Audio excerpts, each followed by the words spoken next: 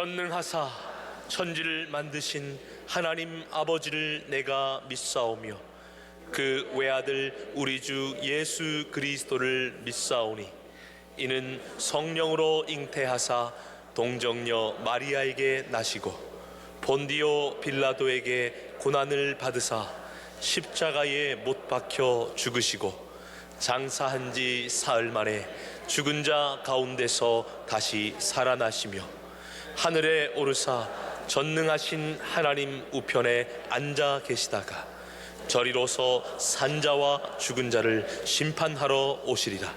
성령을 믿사오며 거룩한 공회와 성도가 서로 교통하는 것과 죄를 사하여 주시는 것과 몸이 다시 사는 것과 영원히 사는 것을 믿사옵나이다. 아멘.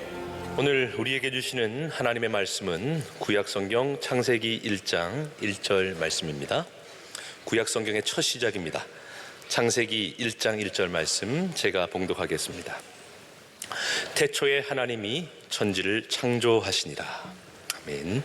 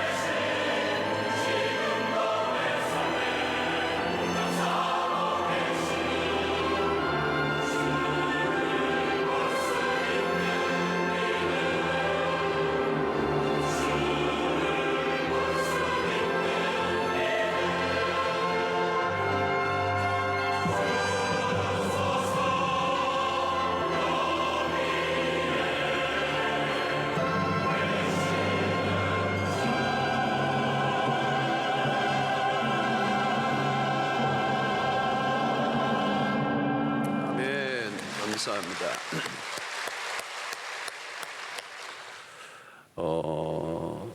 창세기를 모르면 사실 성경 전반이 사실 이해에 어려움이 생길 수 있습니다. 그래서 앞부분을 이해하는 게 매우 중요합니다. 그런데 이 창세기는 굉장히 논쟁이 많은 부분입니다. 논쟁이 많고 특별히 무신론자들이 집중적으로 공격하는 부분이 이 창세기 1장이죠. 무신론자 또 진화론자들의 오늘날 팽팽한 논쟁이 벌어지는 부분이 창세기입니다. 이것은 교회 바깥의 공격뿐만 아니고 교회 내부에서도 마찬가지죠. 자유주의 신학, 교회 내부의 신학자들 가운데서도 자유주의자들이 많죠. 그래서 성경의 창세기 부분을 상당히 많이 훼손시켰습니다. 우리가 저나 우리 교회는 이제 보수주의 교회의 보수적인 입장을 이제 취하고 있습니다. 그래서 성경이 성령의 영감으로 기록된 말씀으로서의 이 성경 자체의 권위를 인정하면서 논쟁적인 부분을 최소화하고 논쟁할 이유도 없고 우리는 성경 자체에 관심을 갖고 이 성경 본문을 가지고 우리에게 주시는 메시지가 뭔지를 이제 찾아보고 은혜를 받으려고 그럽니다. 자, 언제나 우리는 이 기원의 문제가 매우 중요하죠. 어디에서 누가 출발했느냐, 기원의 문제입니다. 상담을 해봐도 어떤 가족들을 이제 이렇게 만나서 대화를 해보면 문제를 지금 일어난 문제가 아니에요. 그 문제를 거슬러 올라가야 돼요. 부부가 함께 살아도 이 남녀의 문제가 아니고 그 각자가 가지고 있는 삶의 배경의 문제죠, 사실은. 성격 차다, 무슨 문화적 차이다, 얘기할 수 있지만, 그슬로 올라가면 그 집안의 문제거든요. 살아온 삶의 배경. 그 남자도 여자도 그 삶의 배경이 하루아침에 만들어진 게 아니죠. 또 그슬로 올라가면 또 할아버지도 갈 수 있고, 또 그슬로 올라가면 그 끊임없는 이제 그런 어떤 현상이 일어날 수밖에 없었던 이유를 찾아내는 것입니다. 그게 뿌리의 문제입니다. 그래서 오늘 이 창세기는 우리의 인간의 뿌리, 역사의 뿌리, 또 인류의 어떤 기원에 관한 문제를 살펴보아야 되는 문제이기 때문에 매우 중요한 부분이라고 할 수가 있겠습니다. 자, 오늘 왜 이 창세기를 제가 이렇게 연초에 가지고 이제 말씀을 나누려고 하는가 하면, 오늘 우리 시대가 굉장히 혼란한 시대입니다.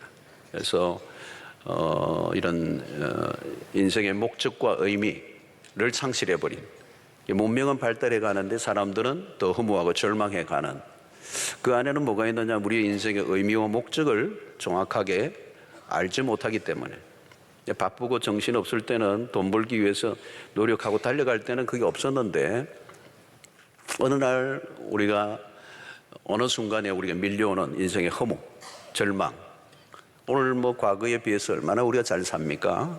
근데 그 이전보다 훨씬 더 많은 우울증을 겪고 훨씬 더 많은 사람들이 자살 충동을 느끼고 있고 실제로 자살을 하고, 이런 우리의 삶의 문명이 갈수록 그 문명의 끝을 갈수록 더 불행해지고 어려워지는 이유가 뭐냐? 이 기원을 좀 쳐다봐야 된다는 거예요. 우리의 오리지널한 우리의 본래의 모습이 무엇이었는가? 왜 어디에서 고장이 났는가? 이 건물이 이제 문제가 생기면 우리 이런 예배당에도 복잡한 이 동선이 많죠. 전기선이든 여러 가지 배수처리든 어마어마한 이 설계 도면을 봐야 되죠. 이 본래 만들었던 설계자가 설계 도면을 가지고 어디에서 무슨 문제가 일어났길래 이렇게 해결이 안 되나, 이런 것을 살펴보듯이 바로 창세기가 그런 우리에게 어떤 의미를 부여해 준다고 볼 수가 있습니다. 창세기는 우리가 잘 아는 것처럼 모세 오경입니다. 이 토라라고 하는 창세기, 출애굽기, 레위기, 민수기, 신명기라고 하는 이 5권의 이 책의 첫 부분입니다.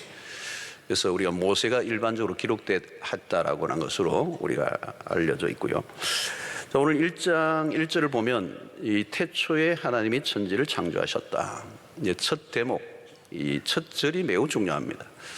어때요, 여러분? 1장 1절을 딱 대하면 여러분들의 마음이 어떤 마음이 듭니까? 이 1절을 딱 대하면서 우리 성경을 늘 일독하면 제일 첫 절이잖아요.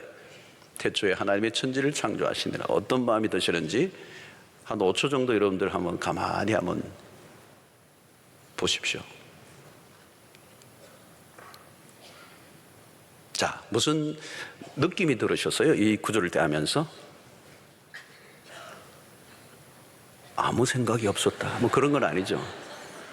어떤 사람은 거부 반응이 있을 수 있어요. 거부 반응이 있을 수도 있고, 어떤 분은 이 말씀 앞에 경이로움에 빠질 수도 있어요. 이 구절 한 구절 안에 어마어마한 게 이제 포함되어 있습니다. 자, 우리가 예배를 드릴 때마다 사도신경을 이제 신앙을 고백합니다. 첫 대목이 뭐죠, 여러분? 전능하사 천지를 만드신 하나님 아버지를 내가 믿사오며. 우리 신앙의 고백의 첫 대목이 뭐냐면 창조의 하나님입니다. 이 창조하신 하나님, 이 세상을 창조하셨다는 것이 우리의 신앙의 첫 고백이에요. 이게 우리의 매우 중요한 신앙의 기초입니다. 이 신앙 고백에 제일 먼저 나오는 거예요. 만약에 이 창조의 하나님, 하나님이 천지를 창조하셨다라고 하는 이 신앙을 통과 안 하면 성경이 안 열려요. 이 성경에 어마어마한 비경이 있는데, 그리고 이 성경 안에 있는 구원의 어마어마한 스토리가로 나아가려고 하는데, 첫 관문이 뭐냐면 1장 1절이에요. 1장 1절이 이제 열려져야 된다. 사실은 이 천지를 창조하신 사건보다요 더 어마어마한 사건이 있어요. 그게 뭐냐면 동정녀 마리아 사건이에요. 하나님이 인간이 되시고 여인의 배를 빌어서 생물학적 방식이 아닌 창조의 방식이에요. 여인의 빌어서 하나님이, 우주보다 더 크신 하나님이 인간의 여인의 배에 들어와서 우리의 구원을 이뤄내시는 이 사건은 1장 1절 사건보다도 더 큰 사건이에요, 사실은. 그러니까 그런 사건으로 들어가려고 하면 제일 먼저 우리가 뭘 이해해야 되느냐면 1장 1절을 이해해야 되는 거예요. 창세기의 태초에 하나님이 천지를 창조하셨다는 이 사건입니다. 자, 여러분, 성경의 출발은 그러므로 어떤 단어로부터 출발하느냐면, 우리는 이제 태초에 하나님이 이렇게 얘기하지만, 이제 이 성경의 원문으로 들어가보면 제일 먼저 무슨 단어가 나오냐면 엘로힘이라는 단어가 나옵니다. 하나님이라는 거, 하나님. 이 하나님이라는 이름, 이 엘로힘은 이제 복수입니다. 성부, 성자, 성령을 의미하는 것입니다. 이 하나님이 이 모든 것의 출발이라는 것입니다. 우리 알려주는 이 첫 번째 성경의 첫 단어는 하나님. 하나님은 당신의 존재를 알리시는 거죠. 그래서 모든 존재의 근원이 되신다. 이런 창세기의 출애굽기를 보면 모세에게 하나님이 나타나시죠. 42년 동안 묻혀있던 모세에게 하나님이 어느 날 나타나셔서 타는 불꽃 가시떨기 가운데서 나타나시는 거죠. 모세야, 이제 너의 백성들의 고통의 소리를 듣지 않느냐, 이제 가라. 바로에 가서 너의 백성을 이끌어내라. 그때 모세가 궁금한 게 뭐냐면, 하나님 당신의 이름을 알고 싶다는 거예요. 사람들이 내가 누가 보내느냐고 물으면 내가 뭐라고 얘기해야 됩니까? 당신의 누구이십니까? 누구라고 얘기해야죠. 그때 하나님의 대답이 뭡니까? 나는 스스로 있는 자다 그랬어요. 이 영어로는 I am that I am입니다. I am that I am. 나는 나다. 혹시 여러분들에게 누가 당신 누구십니까? 묻는데 난 나다. 그러면 이렇게 할 가능성이 있습니다. 우리는 그런 말을 쓰면 안 되죠. 하나님이 그렇게 얘기하시는 거예요. 나는 나다. I am that I am. I am who I am. 나는 스스로 있는 자다. 이 말은 나는 자존자다. 자존자. 이 자존자라는 말은 나는 홀로 충분하다. 누구에 의존되지 않았다. 그리고 누구로부터도 나오지 않았다. 난 누구가 만든 존재가 누구에게 속한 존재도 아니고 누구의 의존된 존재도 아니고 누구의 도움이 필요한 존재도 아니고 나는 홀로 영원히 자존한다. 이거는 창조자에게만 가능한 얘기예요. 우리는 어떤 존재죠? 우리는 철저히 의존적입니다. 자, 내 혼자 산 분이 있습니까? 내 혼자 태어나고 내 혼자 자란 사람이 있습니까?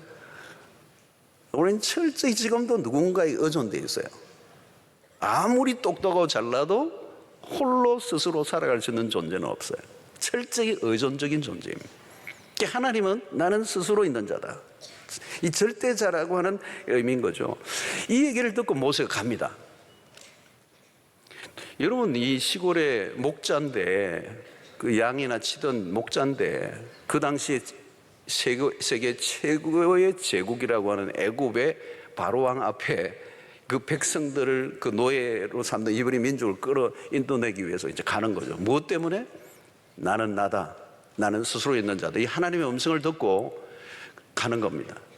결국은 모세가 갈 수 있는 힘은 뭐냐면, 바로의 왕이 엄청난 권력을 갖고 있지만 이 지금 내가 만난 이 하나님은 스스로 있는 자, 절대 자존자, 언제나 계셨고 지금도 계시고 내가 있는 곳이면 어디든 함께 하시는 그 여호와, 전능하신 그 하나님의 존재를 믿었기 때문에 이제 가는 것입니다.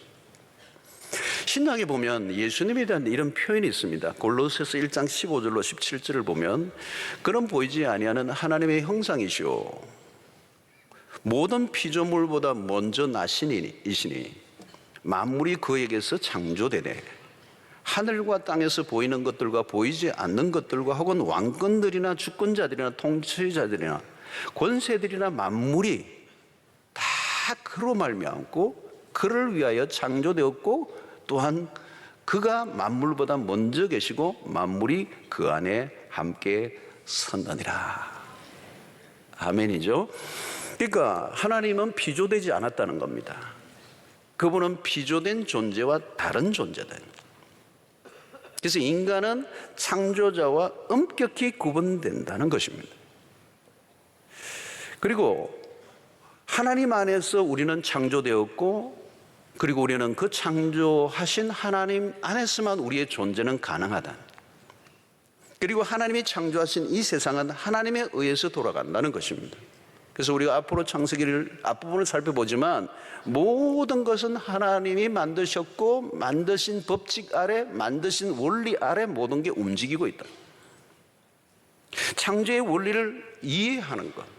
우리가 물건을 사고 또 그 물건 안에 고급스러운 물건은 아주 까다로운 매뉴얼들이 있죠. 사용 설명서가 있는 겁니다. 그러니까 온 우주에 대한 사용 설명서, 그리고 사람에 대한 사용 설명서, 이 매뉴얼을 우리 성경을 이제 통하여 들여다보게 되는 것입니다. 그런데 이 매뉴얼을 잘못 작동해서 죄를 지음으로 이 깨어져 버린 것이죠. 우리의 것들이 모든 우주가 깨어진 겁니다. 그 속에 살아가는데 우리는 본래 하나님이 의도하신 그대로 다시 돌아가기 위해서 어떻게 해야 되는가 하는 것을 창세기를 살펴보면서 우리가 보아야 될 부분인 것입니다. 자, 이 성경의 첫 시작이 하나님이라는 이 대목이 매우 중요합니다. 그러니까 이 말은 성경의 핵심 주제가 뭐냐? 그것은 하나님이라는 것입니다. 우리가 성경을 읽을 때 가져야 될 매우 중요한 관점은 하나님이 누구이신가? 성경을 하나님이 기록하신 목적이 뭐냐? 하나님 당신이 누구인가를 알려주시기 위해서 기록한 것이다. 첫 번째부터 이 출발이 하나님이라는 데 매우 중요합니다. 우리가 성경을 읽고 우리가 관심을 가지고 우리의 시선을 초점을 맞추고 우리의 묵상의 대상이 누구인가? 바로 그것은 하나님이라는 거예요. 하나님이 의도하시는 게 뭔가? 하나님이 말씀하시려고 하시는 것이 무엇인가? 철저히 하나님이 당신이 의도하시고 나타내시려고 하시는 뜻이 뭐며 당신이 누구이신가에 대해서 관심을 가지고 성경을 읽어야 된다는 거예요. 그런데 여러분, 우리는 무슨 경향이 있냐면 우리의 경험과 우리의 지식이 앞서고 우리에게 원하는 것들을 찾아내려고 할 때가 많아요. 나에게 필요한 말씀이 뭐냐? 오늘 나에게 위로가 되는 말씀이 뭘까?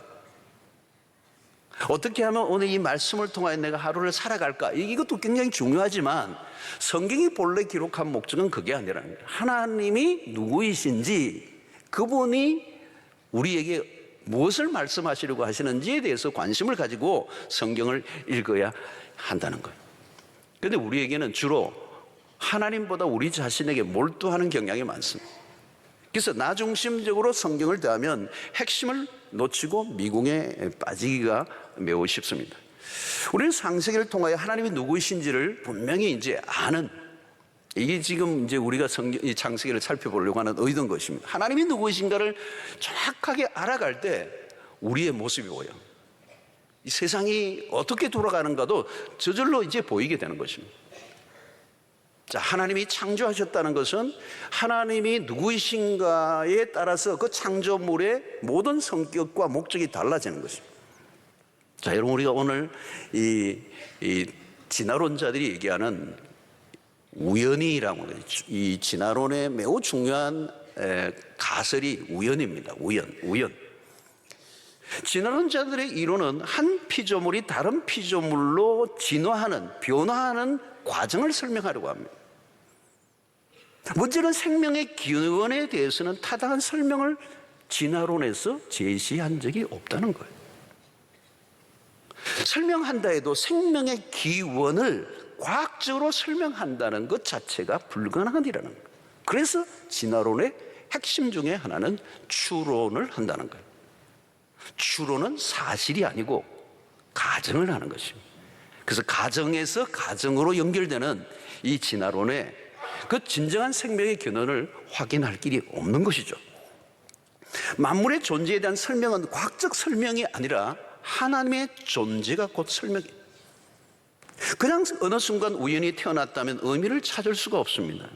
의미가 없다면 목적도 없습니다. 사람이 열심히 살다 어느 순간 허무가 밀려오고 절망이 찾아오면 감당을 하지 못해요. 이게 보통 때는 잘 안 오는데요, 살다가 어느 날 확 오는 거예요. 밀고 들어오는 게. 어느 날 갑자기 왜 내가 살지? 내가 어디로부터 왔지? 난 누구냐? 내가 어디로 가는 거지? 여러분, 어느 순간 훅 밀고 들어오는 이 질문 앞에 정말 제대로 된 답을 하지 못하면요, 그 진짜 죽고 싶은 거예요. 정체성이란 내가 나에 대해서 많이 생각한다고 생겨지는 것이 아닙니다. 하나님 안에서, 아니 하나님이 나에 대해서 품고 있는 그 생각을 내가 발견하게 될 때 정체성이라는 게 생기는 것입니다. 여러분, 아이에게 공부를 열심히 하라고 말하는 것보다요, 삶의 의미와 목적을 정확하게 알게 해주는 게 중요합니다. 우리 교회 철야 때마다 우리 아이들이 나오는데 제가 아이들을 귀하게 여기는 게 뭐냐면, 막 몰아가잖아요. 공부를 해야 된다고, 해야 대학 간다고. 대학 가야 맞죠. 근데 왜? 라고 하는 더 높은 차원의 궁극적인 질문에 대한 답은 안 해주고 그냥 몰아가니까 애들이 미치는 거예요. 화가 나 있는 거. 그러니까 이 아이들이 은혜를 받으면, 철회에 와서 은혜를 제대로만 받으면, 왔다고 다 은혜 받는 건 아닌데 하여튼 은혜를 받는 애들이 많아요. 근데 은혜를 받으면서 하나님을 만나면 존재의 목적과 의미를 발견합니다. 내가 왜 살아야 되는지에 대해서 분명히 깨달아요. 그러면 애들이 스스로 공부를 해야 될 이유를 알기 때문에 지가 알아서 공부를 하게 돼 있어요. 여러분, 우리가 공부하는 것도 마찬가지예요. 돈을 버는 것도 어떻게 돈을 벌까를 배우는 것보다 더 심각한 것은 인생의 목적의 발견이거든요. 하나님에 의해 만들어진 인간은 하나님의 안에서 존재의 목적을 찾을 수 있다는 거예요. 만드신 분을 만나야 그 만드신 분의 의도를 발견하게 되고 그 안에서 내 인생의 목적은 찾게 되는 거란 말이죠.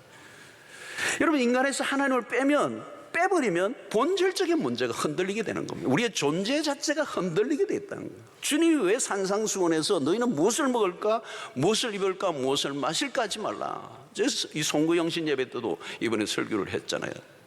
왜 그런 거 염려하지 말라는 거예요.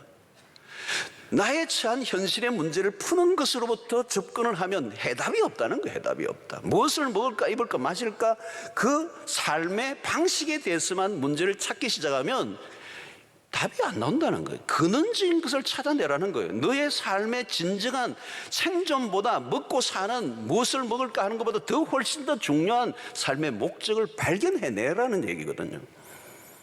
여러분, 오늘날 사람들은 기가 막힐 정도로 이런 다른 방향으로 기울어져 있는 것은 이 창조의 하나님을 모르기 때문에 생긴 이 정체성의 혼란인 것입니다.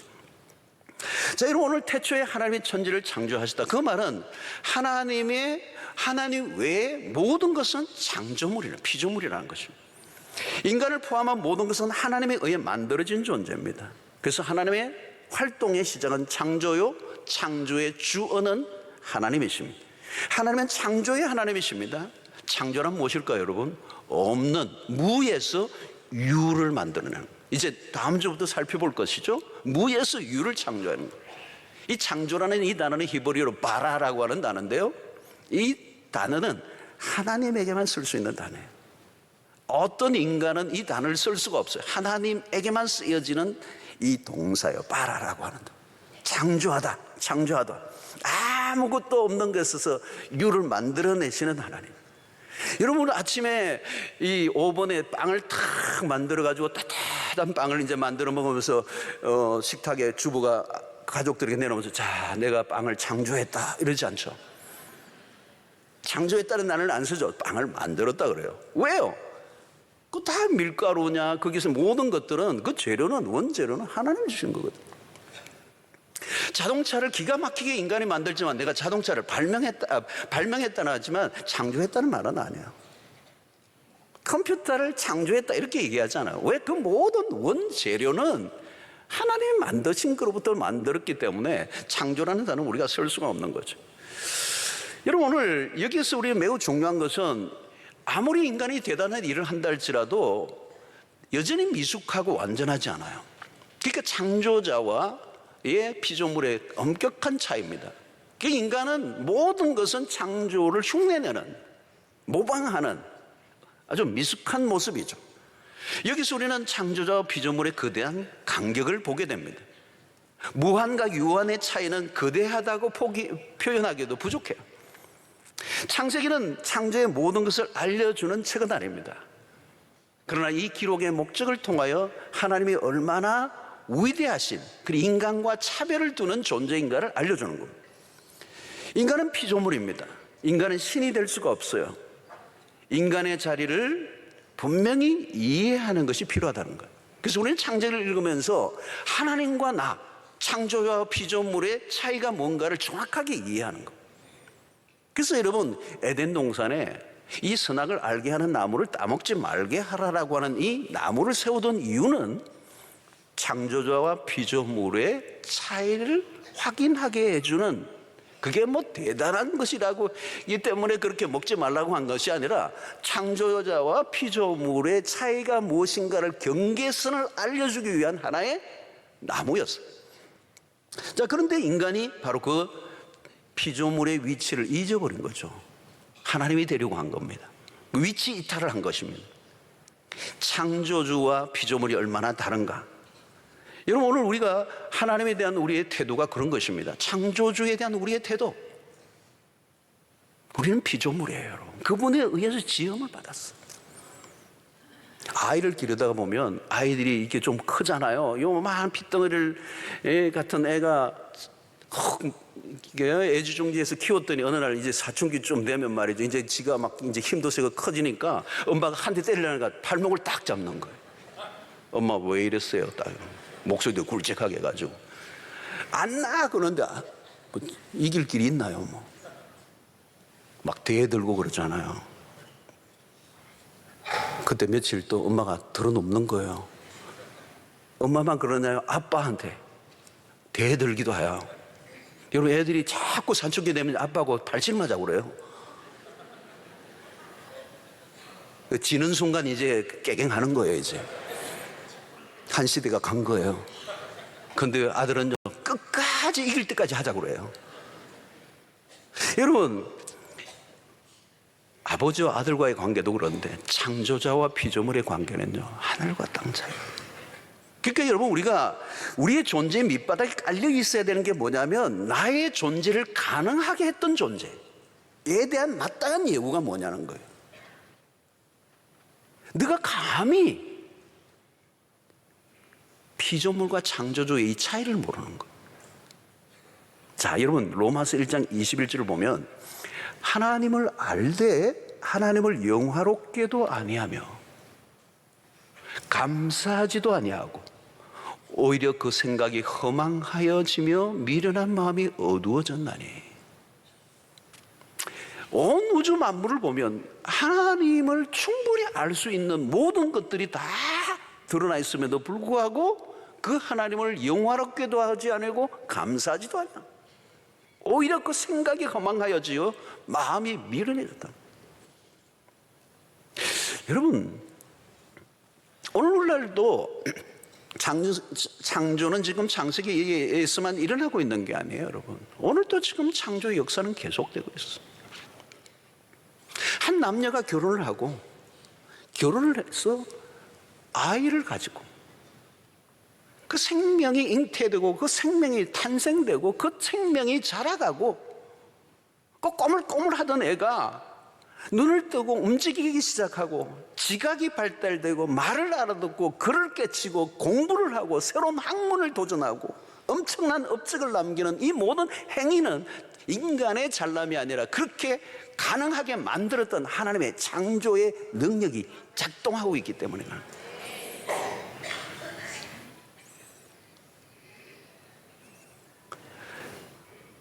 이런 하나님의 창조는 지금도 계속되고 있는 것이죠.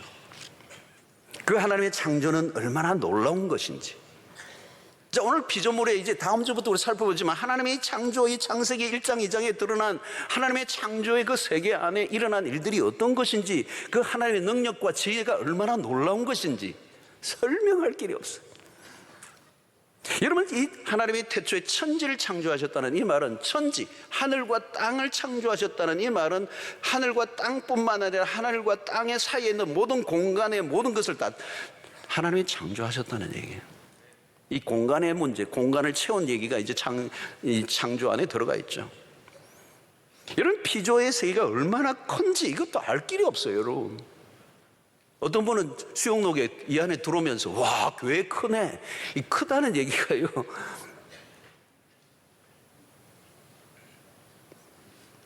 우리가 그러잖아요, 여러분. 우물 안에 개구리다 이런 얘기 하잖아요. 개구리는 그 우물 안에 세계가 전부 다, 우물로 보이는 하늘이 전부잖아요. 여러분, 우리 지구가 크죠, 사실은. 지금도 비행기, 인천공항에서 비행기 타고 뉴욕을 가려고 하면 시속 800-900km로 달리는 그 비행기가 밤새 달리고 한 15시간 가야 뉴욕 존 F 케네디 공항에 도착을 해요. 끝도 없어, 사실 비행기를 타보면. 근데 지구의 한 부분이에요. 지구가 크죠. 근데 여러분, 우리가 우주가 얼마나 큰가? 지구라고 하는 것은 조그마한 행성의 하나에 불과하거든요. 우주의 크기는 얼마나 큰가? 제가 호주에서, 한국에서는 지금 미세먼지가 많아서 잘 못 봅니다. 근데 제가 호주에서 시드니에서 외곽으로 한 1시간 반 정도만 나가면 블루 마운틴이라는 그런 데 가면요, 불도 없고요, 그 산이, 거대한 산이 있습니다. 그게 산장에 있으면요, 산장 바깥에 탁 나가지고 통나무를 피우고 그래서 이제 이렇게 대화를 하고 있으면 하늘의 별을 보면요, 무수한 별들이 있어요. 총총총총총총총총총총. 갑자기 가고 싶어지네요. 별들이요, 그 까만 하늘에 그렇게 알알이 박혀 있을 수가 없어요. 그리고 그 별들이 쏟아질 것 같을 정도로 찬란하게 빛나요. 별이, 여기는 별 볼 일이 없어요. 근데 그 별들이 얼마나 찬란한지 몰라요. 어썸 가시라고 하죠. 막 소름이 돋을 정도. 그리고 우리가 일반적으로 과학자들이 얘기하는데 육안으로 볼 수 있는 별이 일반적으로 맑은 밤하늘에서 한 10,000개 정도 볼 수가 있대요. 글쎄요, 저는 이 시대에서 볼 때는 10,000개 될 것 같아요. 어마어마해요. 그렇게 여러분, 아브라함에게 장막에서 나오게 하고 너가 나와봐라 그래서 아브라함 보고 하늘을 봐라. 뭐가 보이느냐? 별이 보입니다. 그 무수한 별처럼 너의 자손을 장대케 하리라, 그렇게 얘기했던 것처럼 아마 아브라함이 봤던 그 시대도 굉장히 하늘이 맑고 별들이 많이 보였을 거예요. 자, 그런데 우리가 흔히 얘기하는 은하계라는 게 있으면, 은하계, 그 별들이 모여있는 갤럭시라고 그러죠, 영어로. 그 은하계가 있는데 이 은하계에, 한 은하계를 형성하는데 별들이 몇 개느냐, 그 수는 수백만 개가 넘는다는 거예요. 별들이 아니요, 수십억 개의 별들로 형성되어 있다는 거예요. 한 은하계가 수십억 개의 별들로. 근데 이 은하계가 하나로만 끝나지 않는다는 거예요. 그 수십억 개로 형성되어 있는 은하계가 우주의 바깥에 얼마나 있느냐? 그 수가 100만 개가 넘는다는 거예요. 수백만 개가 된다. 그래서 제가 이제 이 연구한 책들을 읽어보면서 숫자들이 나오는데요. 그 거리나 뭐 이런 것들을 얘기하는데 이게 상상이 안 가는 거예요. 그 은하계와 은하계 끝 사이, 엣지 사이의 거리를 뭐 얘기하는 과학자들이 60만 조 마일 뭐 이런 얘기를 해요. 그 여러분들이 너무 지금 액수가 크니까 전혀 안 놀라고 뭐 이게 뭔지 지금 하고 있잖아요. 이 지구는 행성 중에 작은 행성에 불과해요. 그러니까 이 은하계도 그냥 고정되어 있는 게 아니고 어마어마한 속도로 달려가고 있어요. 움직이는 거예요, 은하계가. 그리고 이 별들도 수없이 생성을 거듭하고 있습니다. 소멸되기도 하고 다시 생성되기도 하고. 지금 제가 어느 DVD를 보는데 그 미국의 유명한 학자예요. 강연을 듣는데 거기에는 그 생성될 때 소리까지 다 들려요. 그걸까지 녹음을 했어요. 여러분, 인간이 1969년 7월 달이죠. 아폴로 11호가 달 탐험을 했잖아요. 닐 암스트롱이 지구를 보면서 그렇게 아름다웠다고 그래요. 여러분, 올해가 50주년이 되는 거예요. 달 착륙을 했다. 그 경이로움에 빠져서 놀랐다는 거예요. 여러분, 인간은 다만 지금 과학자들이 천체 만원경을 개발한 만큼만 알 수가 있어요. 이 우주가 얼마나 큰지, 하나님의 창조의 세계가 얼마나 놀라운 것인지, 하나님이 얼마나 크신 분이신지. 우리는 하나님이 만드신 우주와 세상을 보면서 하나님의 영광의 일부만 보는 거죠. 일부만. 그래서 시편의 시인은 이런 표현을 쓰죠. 19편 1편에 하늘이 하나님의 영광을 선포하고 궁창이 그의 손으로 하신 일을 나타내는도다. 여러분, 집에 가셔서 시편 19편을 한번 점점 읽어보십시오. 시인의 고백이죠. 자, 우리는 이런 창조의 역사를 보면서 우리가 가져야 될 매우 중요한 자세는, 첫 번째는 뭔가 하면 믿음이에요. 믿음. 성경의 출발은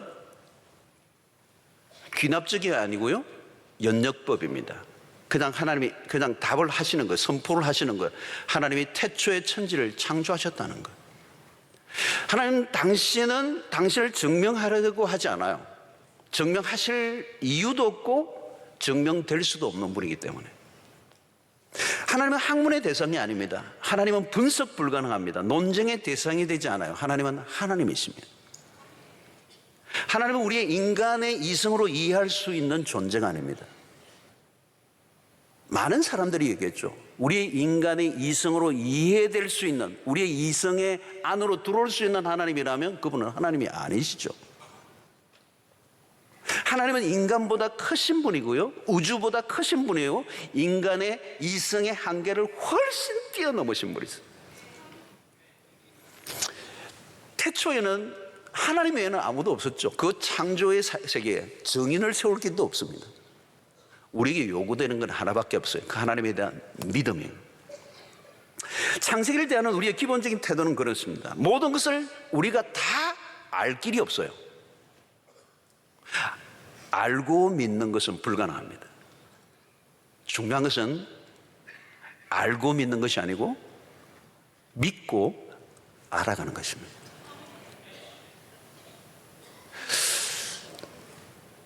아무리 많은 증명을 가지고 호소한들 믿지 않으려고 하면 소용이 없는 거죠. 하나님은 우리의 이해를 구하실 필요가 없는 분입니다. 잘못이 있다면 우리의 편이에요. 하나님의 편에 있지 않습니다. 우리는 지성을 굉장히 신뢰해요. 지성을 우상화해요. 그러나 여러분, 우리의 지성이라고 하는 것은 온 이 세상에 하나님이 만드신 지혜에 비하면 우리의 이성이라는 것은 초라하게 거지가 없어요. 우리가 알고 있는 것이란 이 세상의 모든 지식과 지식의 일부에 불과하는 것이고, 좀 알고 있다는 것이라 할지라도 그 지식이라고 하는 것은 오류가 많아요. 욥기에서 바로 그랬죠, 여러분. 하나님이 만물에 대한 이치를 막 쏟아놓으니까요, 그 말 맡은 사람들이 다 사라지고 욥도 자기의 무지를 인정하고 비로소 회개하죠. 지나로운 자들은 자신들의 주장에 오류가 있다는 걸 인정해요. 그러나 그 오류를 밝혀내려고 하지 않아요. 성도 여러분, 우리는 믿음으로 출발할 수 있습니다. 믿음은 우리의 선택이에요. 시작이 참 좋아야 하는데요, 이 창세기 1장에서 삐끗하면 갈 길이 멀어집니다. 성경은 닫혀버리고 맙니다. 성경의 비경 안으로 들어가기 위해서 필요한 것은 우리의 믿음이고, 믿음을 가지면 하나님께서 성령을 통하여 우리의 눈을 열어주심으로 이 성경의 놀라운 구원의 스토리 안으로 우리를 초대하여 주실 줄로 믿습니다. 여러분, 여기에서 매우 중요한 것은 두 번째예요. 우리의 이 창조의 세계를 바라면서 우리가 가져야 될 것은, 이제 창조의 하나님의 역사를 우리가 바라보며 우리가 대하는 우리의 태도는 설명이 안 되는 놀라운 세계의 그 역사 앞에 이렇게 할 수밖에 없다는 거예요.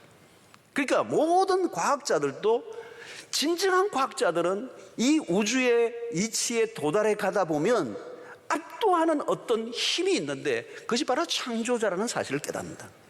그래서 미국의 나사의 과학자들의 상당한 퍼센테이지가 크리스찬이라고 하는 사실은 이 전체의 세계를 연구하면 연구할수록 창조주를 인정하지 않을 수 없다는 거예요.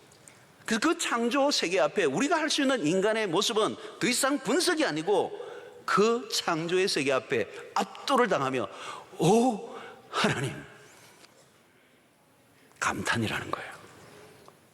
저는 어제 서재에서 교회 5층에서 저녁에 어제 하루 종일 흐렸습니다. 굉장히 하루 종일 흐려서 날씨가 아주 좋지 않았는데 저녁에 딱 햇빛이 잠시 뜨더니 노을을 만들어내는데요, 오후 선셋이 아름다웠어요. 보신 분 계세요?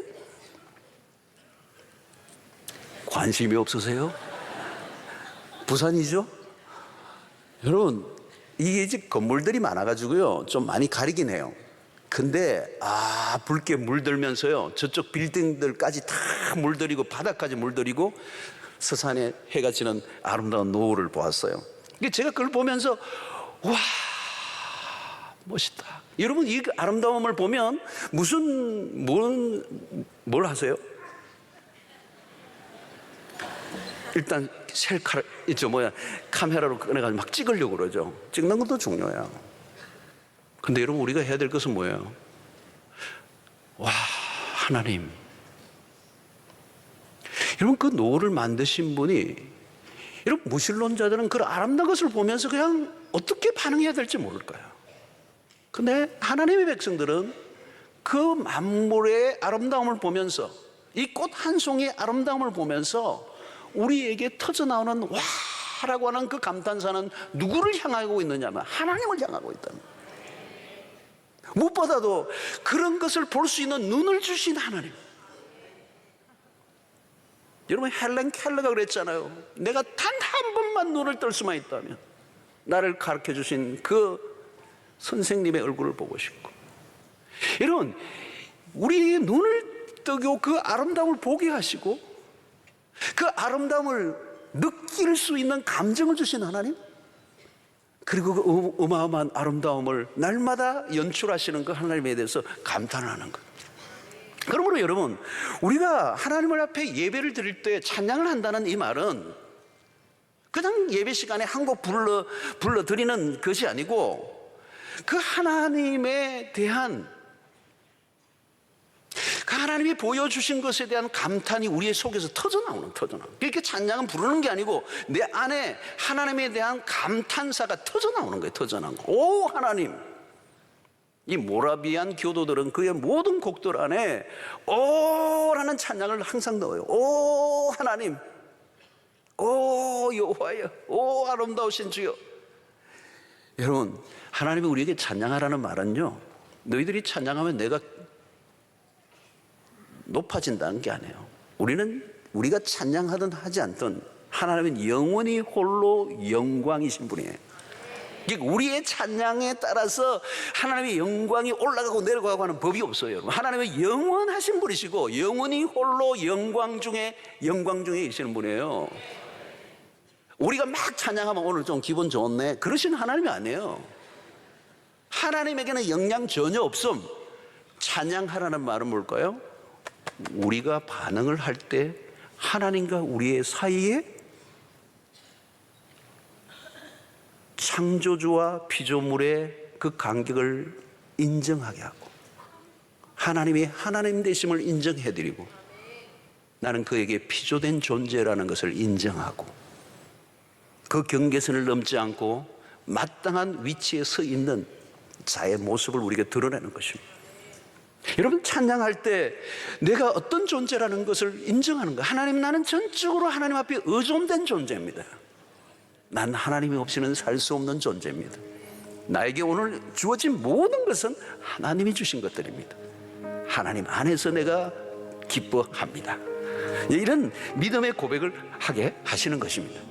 여러분, 창세기 1장 2장은 이유를 물으라고 기록된 책이 아니고 찬양하라고 기록됩니다.